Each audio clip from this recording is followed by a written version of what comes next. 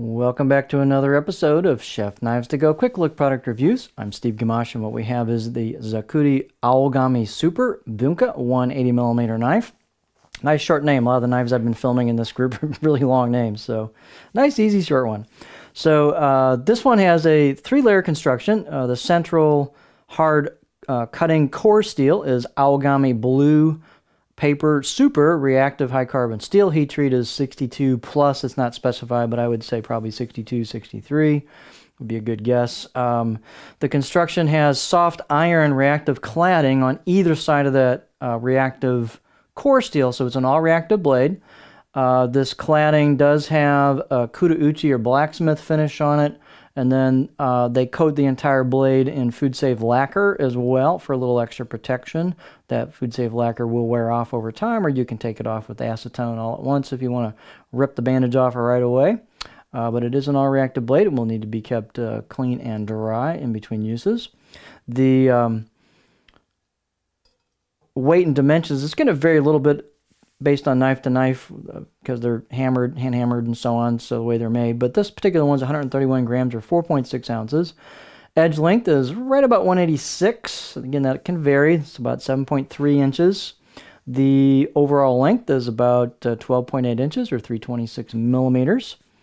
They are fairly thick coming out of the handle, but they thin out pretty quick. So about 3.5 millimeters is what I mentioned above the measured above the back of the heel, but then boom, it shrinks down pretty fast to about 1.8 millimeters halfway down.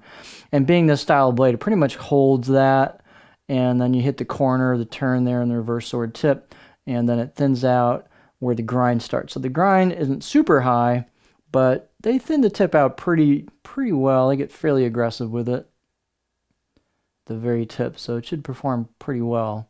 And they also get pretty thin at the edge, even though the grind's not real tall. So this should have nice food separation, pretty good food release. Height is pretty generous, 50.6, so you got lots of clearance here for your fingers. The handle is nicely done. It's oval rosewood with a black packerwood ferrule, nice fit and finish. Looks like a pretty tight, well done handle install at the tang. So it's kind of up, little elevated handle versus some of the simple hoe wood handles you get. Handle circumference is about 75 millimeters or 3 inches where the two woods meet.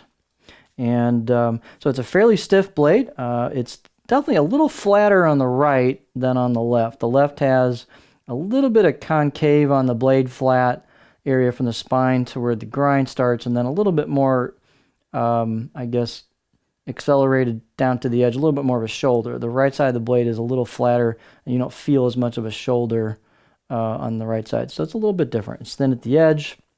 Let's get a close-up look at it. So it's nicely made. It's got a fairly smooth kuda-uchi finish on it. It's got the lacquer, so it's a little hard to tell, but and some of that. But it's fairly smooth. It's got some hammer marks to it, so you know it's handmade. But it's nicely crafted. You've got some embossed, stamped-in kanji on the right side of the blade, and the left side of the blade has one there near the back. Also, the left side blade has the Zakuri name. There we go. So they've done a little bit of relief on the spine and a little bit on the choil, so it's pretty comfortable. I'd say the out of the box is maybe 5 out of 10 edge on it, but it does have lacquer, and sometimes that can go all the way to the edge.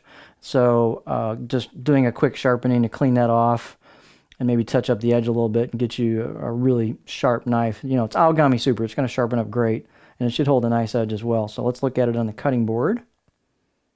Yeah, this is a cool blade. Here is our edge profile.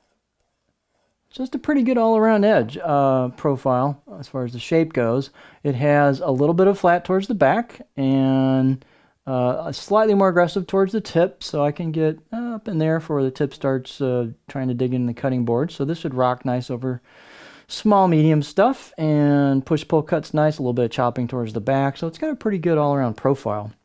So neat blade. It's light, it's flickable, it's got great steel, very handcrafted look to it. So this is the Zakuri Aogami Super Bunka 180mm knife.